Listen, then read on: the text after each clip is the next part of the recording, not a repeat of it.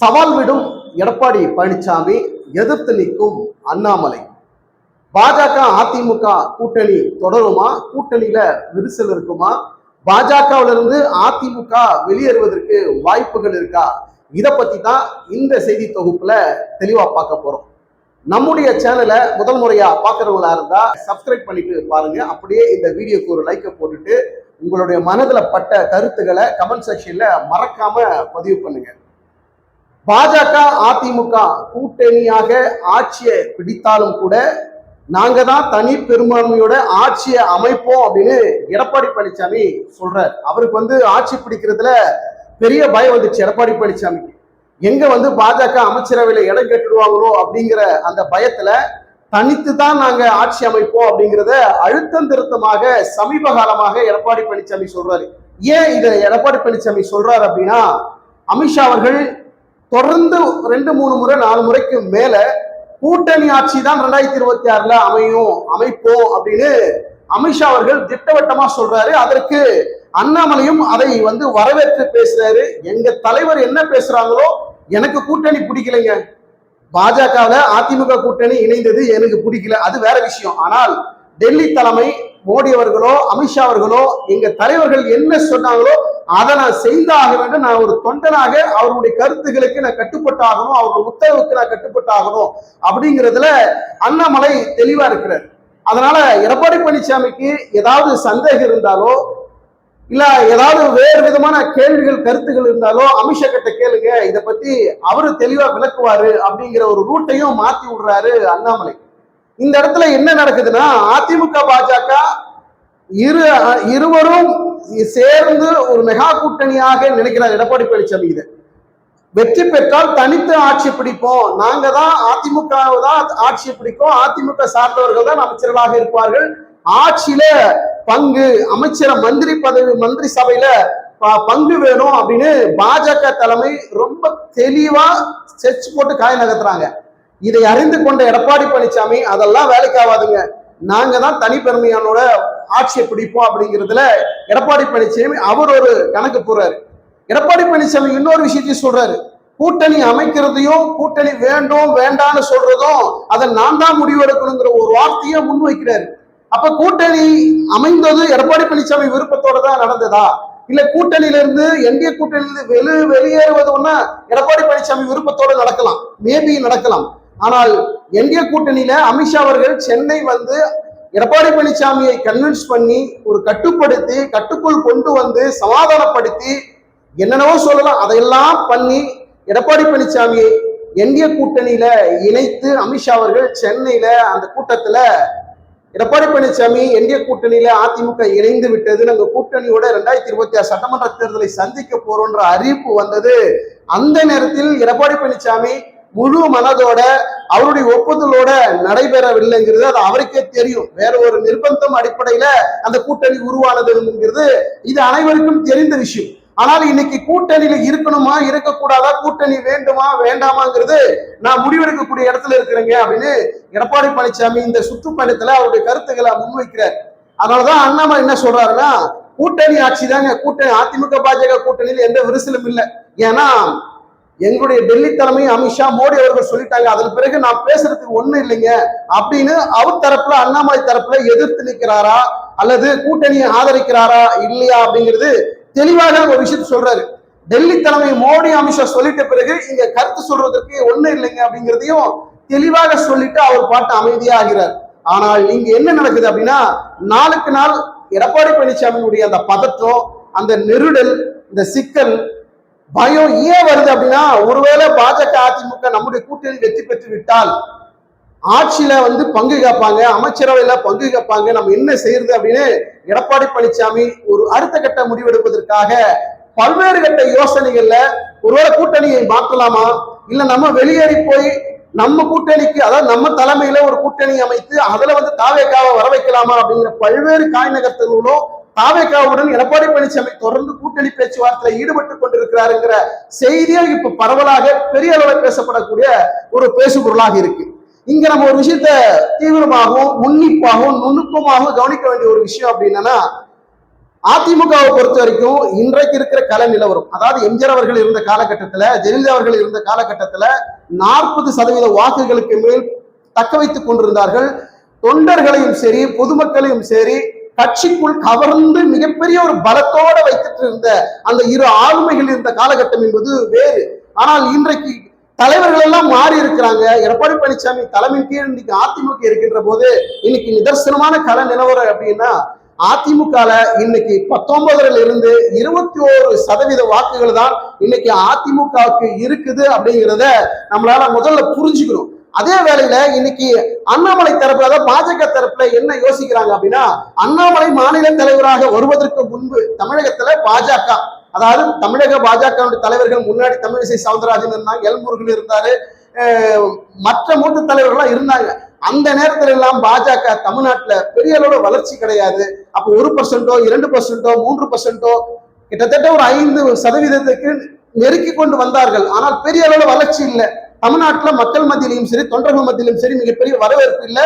பாஜக தொண்டர்கள் கூட பெரிய அளவுல பாஜகவுக்கு இல்லைங்கிற ஒரு சூழல் இருந்தது.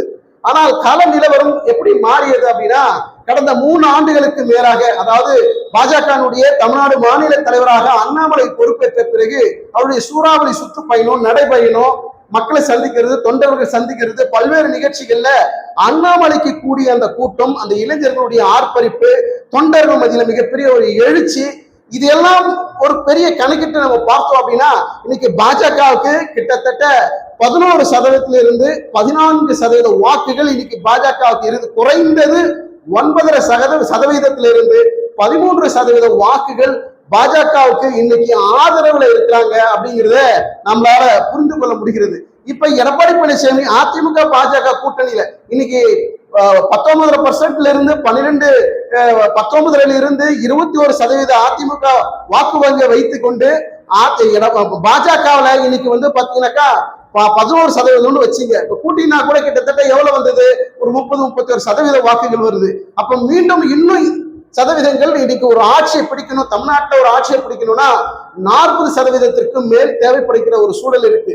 இன்னைக்கு 2026 தேர்தல் களம் என்பது மிக கடுமையான நெருக்கடியான ஒரு சூழல் ஏற்பட்டு கொண்டிருக்கக்கூடிய சூழல்ல இன்னைக்கு வாக்கு சதவீதங்கிறது மிகப்பெரிய அளவுல, கணிசமாக சொல்ல முடியாது, மிகப்பெரிய அளவுல சரிவை ஏற்படுத்தும். அது திமுக கூட்டணிக்காக இருந்தாலும் சரி, அதிமுக பாஜக கூட்டணிக்காக இருந்தாலும் சரி, நாம் தமிழர் கட்சி தாவேகா முதல் முறையாக போட்டியிடக்கூடிய தாவேகாவுக்கு கூட வாக்குகளில் எப்படி சரிவு ஏற்படுத்தும். இப்ப தாவேகா முதல் முறையா தேர்தல் களத்துல சந்திக்கிறாங்க. அவங்களுக்கு எத்தனை சதவீத வாக்குகள் இருக்குதுங்கிறது இன்னும் நிரூபிக்கப்படவில்லை. 2026 சட்டமன்ற தேர்தல் முதல் தேர்தல். அந்த தேர்தலில் தாவேகாவுக்கு எத்தனை சதவீத வாக்குகள் பதிவாகிறது அப்படிங்கிறத பொறுத்துதான் அவருடைய வாக்கு சதவீதங்கிறது நிர்ணயிக்கப்பட முடியும். ஆனால் திமுக அப்படி கிடையாது.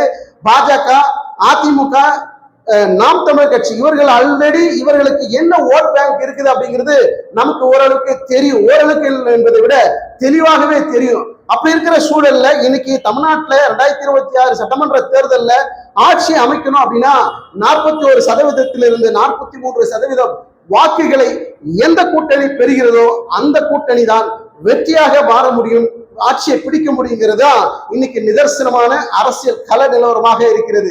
இப்படிப்பட்ட ஒரு சூழல்ல அதிமுகவுக்கு 19% இருந்து 21-22% வாக்குகளை வைத்துக் கொண்டு பாஜக இன்னைக்கு 9% இருந்து 12% வாக்குகள் இன்னைக்கு அவர்கிட்ட இறக்கி, இந்த ரெண்டுத்தையும் நீங்க கூட்டி பார்த்தீங்கன்னா கூட எவ்வளவு வருது, கிட்டத்தட்ட 30-32% பெற முடியும். ஆனால் இங்க என்ன நம்பிக்கை இருக்குன்னா, இன்னைக்கு அரசியல் காலம் வேறு மாதிரியாக இருக்கு. இளைஞர்கள் மிகப்பெரிய ஒரு எழுச்சி. பாஜகவுடைய மாநில தலைவராக அண்ணாமலை இருந்த போது கிட்டத்தட்ட 2% இருந்த பாஜகவுடைய வாக்கு வங்கியை கிட்டத்தட்ட 10%, 11% வாக்கு வங்கியாக உயர்த்திய பாஜக, அதாவது அண்ணாமலை பொறுப்பில் இருந்த போது உயர்த்திய அந்த வாக்கு வங்கியை உயர்த்திய பாஜக இன்னைக்கு பாஜக அதிமுக கூட்டணி ஆட்சி அமைத்தால் ஆட்சியில பங்கு கேட்கறதுல என்னங்க தப்பு அப்படின்னு அண்ணாமலையினுடைய ஒரு மிகப்பெரிய ஒரு குரலாக இருக்கிறது. பாஜக, அதாவது அமித்ஷா தான் கணக்கு போறாரு. ஏன்பா நான் முன்னாடி 1%-2% வாக்குகளை வச்சுட்டு இருந்தோம், தமிழ்நாட்டுல எங்களால பெரிய அளவுல கால் ஒன்ற முடியல, வளர முடியல. ஆனால் இன்னைக்கு எங்களுடைய ஒரு நபரை அனுப்பி அவர் களத்துல இறங்கி மிகப்பெரிய அளவுல ஒரு எழுச்சி ஏற்பட்ட பிறகு எங்களுடைய வாக்கு வங்கி 10% மேல் இருக்கின்ற போது நாங்க ஏன் ஆட்சியில பங்கு கேட்கக்கூடாது, அதிகாரத்தில் ஏன் பங்கு கேட்கக்கூடாது, மந்திரி சபையில் ஏன் பங்கு கேட்கக்கூடாது அப்படிங்கிறதா இன்னைக்கு அமித்ஷானுடைய கணக்கும் அண்ணாமலையுடைய கணக்கும் இதுதான். அண்ணாமலைக்கு நிச்சயமாக இந்த மன வருத்தம் மனக்குமுறல் இருக்கத்தான் செய்யும். காரணம் என்னன்னா, நம்ம எவ்வளவு உழைத்து இன்னைக்கு தொண்டர்கள் மத்தியில இளைஞர்கள் மத்தியில எவ்வளவு பெரிய எழுச்சி ஏற்படுத்தி இருக்கிறோம், பாஜகவுக்கு வாக்கு வங்கிகளை எப்படி உயர்த்தி இருக்கிறோம். இன்னைக்கு லேசா ஈஸியா இன்னைக்கு அதிமுக என்டிஏ கூட்டணியில இணைந்தட்சி அப்படிங்கிறதுனால இன்னைக்கு அதிமுக தனித்து ஆட்சி பிடித்து அவர்கள் மட்டும் அந்த சொகுசு விஷயத்தை அனுபவிக்க முடியுமா, மந்திரி சபை அவங்க கையில மட்டும்தான் இருக்க முடியுமா, எங்களுக்கும் போதுமான கணிசமான வாக்கு வங்கி இருக்கு, எங்களுக்கும் அந்த அமைச்சரவையில் பங்கு வேண்டும், ஆட்சியில் பங்கு வேண்டும் அப்படின்னு விடாப்பிடியாக ஒத்த கால நிற்கக்கூடிய பாஜக தலைமை நிச்சயமாக அண்ணாமலை எதிர்த்து நிற்கக்கூடிய வாய்ப்பு இருக்கு. குறிப்பாக கொங்கு மண்டலத்துல ஏற்கனவே பாத்தீங்கன்னா அண்ணாமலைக்கு மிகப்பெரிய செல்வாக்கு இருக்கு, தொண்டர்கள் மத்தியில மிகப்பெரிய வரவேற்பு இருக்கு. அதே கொங்கு மண்டலத்துல இருந்து வர்றவர் தான் எடப்பாடி பழனிசாமியும். இன்னைக்கு ஒரே சமுதாயத்தை சார்ந்தவர்கள், இவர்களுக்கு நீங்க பெரியவரா நாங்க பெரியவனா, நீ பெரியவனா நான் பெரியவனாங்கிற மிகப்பெரிய ஒரு சலசலப்பு அவர்கள் மத்தியில ஏற்படுறதுனால நான் எத்தனை வருஷம் அரசியல் இருக்குன்னு தெரியுமா, நீ என்னப்பா இன்னைக்குதான் வந்த, எனக்கு நான் கிளை செயலாளர் பொறுப்புல இருந்து இன்னைக்கு அதிமுக பொதுச் செயலாளர் பதவி வரைக்கும் வந்திருக்கிறேன், நீ 3 வருஷம் தான் அரசியலுக்கே வந்திருக்கிற, உனக்கு என்ன தெரியும், நான் சொல்றதை கேளுன்னு எடப்பாடி பழனிசாமி அதிரடி காட்டுறார். அதற்கு எதிர்த்து குரல் கொடுக்கக்கூடிய வகையில அண்ணாமலையுடைய அரசியல் வேகம், டெல்லி தலைமை கொடுக்கக்கூடிய அந்த சப்போர்ட்னால அண்ணாமலையினுடைய அந்த அதிரடி அரசியல் களத்தை எதிர்கொள்ள முடியாமல் எடப்பாடி பழனிசாமி தவிக்கிறாரா அப்படிங்கிற ஒரு பார்வையும் போய்கிட்டு இருக்கு. 2026 சட்டமன்ற தேர்தலில் என்டிஏ கூட்டணியில் அதிமுக தொடருமா அல்லது என்டிஏ கூட்டணியிலிருந்து அதிமுக வெளியேறுமா, இன்னைக்கு ஒவ்வொரு தொகுதி வாரியாக எடப்பாடி பழனிசாமி மக்களை காப்போம் தமிழ்நாட்டை மீட்போம் அப்படிங்கிற ஒரு கோட்பாடோட ஒரு வாசகத்தை முன்வைத்துக் கொண்டு சுற்றுப்பயணத்தை போயிட்டு இருக்கிறார், மக்களை சந்திக்கிறார். அங்க இருக்கக்கூடிய மக்கள் கூடுகின்ற கூட்டத்தை பார்த்து எடப்பாடி பழனிசாமி மெர்சலாகிறாரு. நமக்கு எவ்வளவு கூட்டம் கூடுதுப்பா, நம்மளை நம்பி எவ்வளவு பேர் வராங்கப்பா, நம்ம ஜெயிச்சிட்டோம், நம்ம தான் ஆட்சி பிடிக்க போறோம், நம்ம தான் முதலமைச்சர் அப்படின்ற ஒரு பெரிய கணக்கை போட்டு கொண்டிருக்கக்கூடிய எடப்பாடி பழனிசாமி அது வாக்குகளாக மாறுமா, வெற்றியாக மாறுமா, வெற்றி கூட்டணியாக மாறுமா, ஆட்சியை பிடிக்க முடியுமாங்கிறதெல்லாம் இப்ப யாராலும் கணிக்க முடியாது. மக்கள் என்ன நினைக்கிறார்கள் என்பதை தேர்தல் நேரத்தில் வாக்கு செலுத்துகிற நேரத்தில் தான் அதை கணிக்க முடியும் அப்படிங்கிறதுதான் நிதர்சனமான அரசியல் கள நிலவரம். 2026 சட்டமன்ற தேர்தலை பொறுத்த வரைக்கும் அதிமுக பாஜக வெற்றி பெறும் அப்படிங்கிறத விட ஆட்சியை பிடிக்குமா அப்படிங்கிறதெல்லாம் மிகப்பெரிய கேள்வி இருக்கு. ஏன்னா வாக்கு வங்கி இன்னைக்கு சிதறி இருக்கு. இளைஞர்களுடைய வாக்குகள் அண்ணாமலைக்கு கூட இருக்கின்ற, அதாவது பாஜகவுடைய முன்னாள் மாநில தலைவர் அண்ணாமலைக்கு இருக்கக்கூடிய அந்த இளைஞர்களுடைய வாக்குகள் இன்னைக்கு அதிமுகவுக்கு இல்லை. அதிமுகவுக்கு இருக்கக்கூடிய வாக்கு வங்கி பெரிய அளவு வாக்கு வங்கி தான். ஆனால் இளைஞர்களுடைய வாக்குகள் என்பது அதிமுகவுக்கு பெரிய அளவுல இப்போது இருக்கக்கூடிய சூழல் இல்லை. அந்த இளைஞர்கள் எல்லாம் எங்கேயா போனாங்க? ஒன்னு அண்ணாமலை பின்தொடர்கிறார்கள், இன்னொன்று தமிழக வெற்றி கழகத்தினுடைய தலைவர் விஜய் அவர்களை பின்தொடர்கிறார்கள், இன்னொன்று நாம் தமிழர் கட்சி சீமானை பின்தொடர்கிறார்கள். அப்படிங்கிறதா இன்னைக்கு யதார்த்தமான அரசியல் கள நிலவரம். இளைஞர்கள்னா யாரு? முதல் முறை வாக்கு செலுத்துகிறவர்கள், 30 35 வயதுக்குட்பட்டவர்கள்.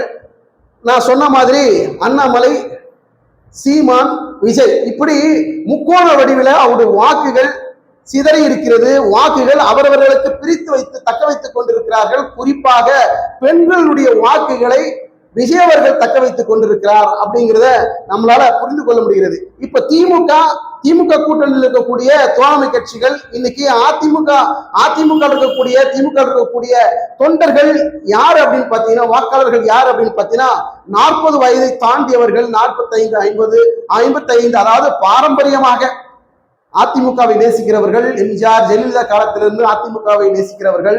அதே போல திமுக கலைஞர், அதை தொடர்ந்து வரக்கூடிய அவருடைய திமுக தான், திமுக விசுவாசி தான், திமுக வாக்கு அப்படின்னு நீங்க கண்ணு கட்டி போட்டாலும் என் விரல் எங்கடா போய் நிற்கும் அப்படின்னா அந்த திமுக வாக்கு செலுத்தக்கூடிய இடத்துக்கு தான் போய் நிற்குங்கிற அளவுல இன்னைக்கு இருக்கக்கூடிய திமுக வாக்கு வங்கி. இப்ப இப்படி இருக்கின்ற போது இவருடைய வாக்குகள் எல்லாம் எந்த வயதினருக்கும் மேற்பட்டவர்களாக இருப்பார்கள் அப்படின்னா 40க்கும் மேற்பட்டவர்கள், 50 55 60 தாண்டி இருக்கிறவர்கள் தான் இவர்களுக்கு வாக்கு செலுத்துவார்கள். அப்ப இன்னைக்கு என்ன அரசியல் கள நிலவரம் அப்படின்னா, இளைஞர்கள் கையில் இந்த வெற்றியை தீர்மானிக்கக்கூடிய ஒரு சூழல் இந்த 2026 சட்டமன்ற தேர்தல் இருக்கு அப்படின்றத நான் அடித்து சொல்லுவேன். ஏன்னா 2026 சட்டமன்ற தேர்தல் என்னங்கிறது இன்னைக்கு இளைஞர்கள் மத்தியில பெரிய அளவுல ஒரு பெரிய எழுச்சி ஏற்பட்டு இருக்கு.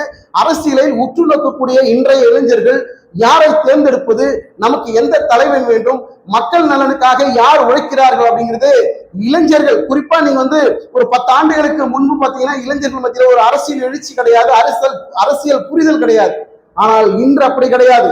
இன்றைக்கு சமூக வலைதளங்கள், டிஜிட்டல் மீடியா பெரிய அளவுல வளர்ந்திருக்கக்கூடிய இந்த சூழல்ல இளைஞர்கள் மத்தியில் ஒரு அரசியல் எழுச்சி, அரசியல் புரிதல், அரசியலை உற்று நோக்கக்கூடிய, ஏன்னா ஒவ்வொருத்தருக்கிட்டையும் கையடக்கத்துல ஒரு செல்போன் இருக்கிறதுனால இருந்த இடத்திலேயே அவருடைய அரசியலை கவனிக்கக்கூடிய ஒரு சூழல் இருக்கிறதுனால யார் உண்மையான தலைவன், எந்த கட்சி, எந்த ஆட்சி உண்மையான அரசாங்கத்தை நடத்த போகிறது, இதற்கு முன்பு விட்டுடுங்க, இனிமே நாங்கள் தீர்மானிக்கிறோம் அப்படிங்கிற இடத்துல இன்னைக்கு இளைஞர்களுடைய எழுச்சி மிகு, ஆற்றல் மிகு, புரிதல் இருக்கக்கூடிய இந்த சூழல்ல எந்த கூட்டணி வெற்றி பெறும் அப்படிங்கிறது மிகப்பெரிய எதிர்பார்ப்பை ஏற்படுத்தியிருக்கு.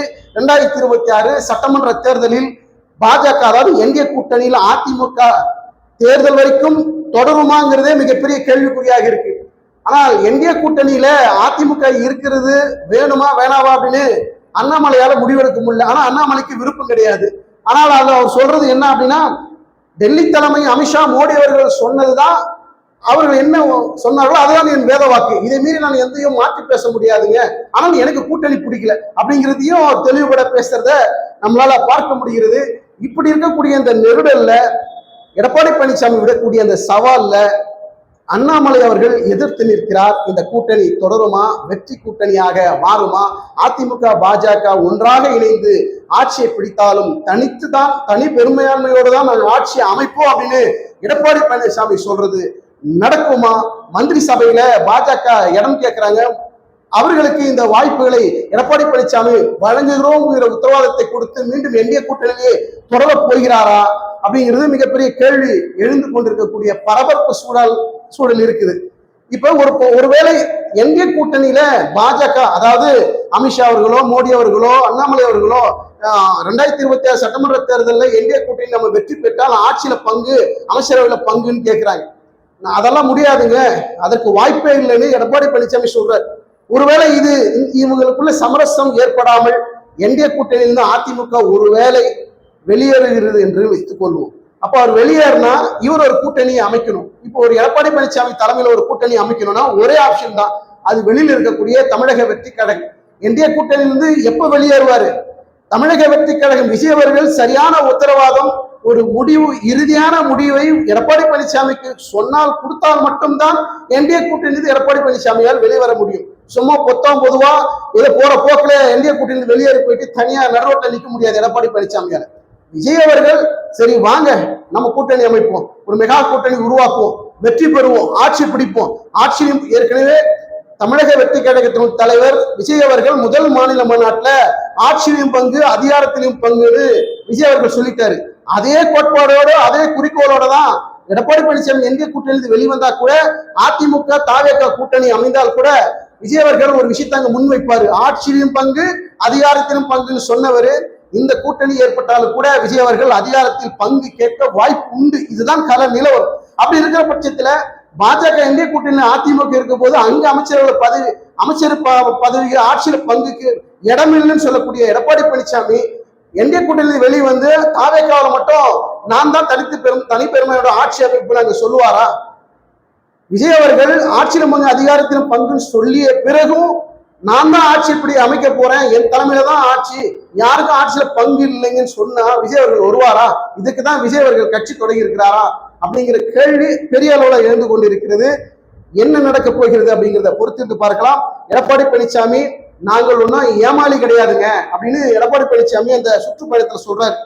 நாங்க ஒன்றும் ஏமாந்து போறதுக்கு ஏமாளி கிடையாதுங்க, நான் உஷாராதான் இருக்கிறேன், நான் சாதாரண தொண்டனா இருந்து கிளை செயலாளர், வட்ட செயலாளராக இருந்து இன்னைக்கு கட்சியினுடைய தலைமை பொறுப்புக்கு, கட்சியினுடைய பொதுச் செயலாளர் பதவிக்கு நான் வந்திருக்கிறேன் அப்படின்னா எவ்வளவு நான் பார்த்துட்டு வந்திருப்பேன். நான் ஒன்றும் சாதாரண ஆள் கிடையாதுங்க, நான் ஏமாளி கிடையாதுங்க, ஏமாந்து போறதுக்கு பொறுத்திருந்து பாருங்க அப்படின்ற ஒரு ட்விஸ்டையும் எடப்பாடி பழனிசாமி முன்வைக்கிறார். கூட்டணியில் மாற்றம் ஏற்படுமா? என்டிஏ கூட்டணியில் அதிமுக தொடருமா? அதிமுக தாவேக்காவுடன் கூட்டணி உறுதியாகுமா அப்படிங்கிறது மிகப்பெரிய அளவுல எதிர்பார்ப்பை ஏற்படுத்தியிருக்கு. இந்த வீடியோ பார்க்குற நீங்க உங்களுடைய கருத்துக்களை கமெண்ட் செக்ஷன்ல மறக்காம பதிவு பண்ணுங்க. கூட்டணியிலிருந்து என்டிஏ கூட்டணியிலிருந்து எடப்பாடி பழனிசாமி வெளியேறுவது நல்லதா, இல்ல என்டிஏ கூட்டணியிலே எடப்பாடி பழனிசாமி தொடர்வது நல்லதா, அதிமுக தவேகாவுடன் கூட்டணி வைத்தால் வெற்றிக்கு வாய்ப்பு அமையுமா, எந்த கூட்டணி ஆட்சியை பிடிக்கும் அப்படிங்கிறத மறக்காம உங்களுடைய கருத்துக்களை கமெண்ட் செக்ஷன்ல பதிவு பண்ணுங்க. நம்மளுடைய வீடியோவுக்கு ஒரு லைக்கை போட்டுட்டு நம்ம சேனலை சப்ஸ்கிரைப் பண்ணிட்டு பாருங்க. உங்களுடைய அன்புக்கும் ஆதரவுக்கும் நன்றி. மீண்டும் அடுத்த ஒரு வீடியோவில் சந்திப்போம். நன்றி, வணக்கம்.